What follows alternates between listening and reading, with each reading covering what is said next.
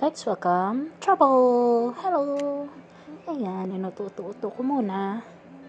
Ganyan-ganyan lang. And then, gugupitan ko na siya ng kuko. Wala pangkuko lang nga meron kami. Kesa naman sa sobrang haba ng kuko niya, masisira na mga sofa namin. Sorry basang-basa na ako kasi nagpaligo na rin ako ng isa pang pusa kanina. Ayan, ang bait-bait niya. Actually, wala nang keme-keme pa.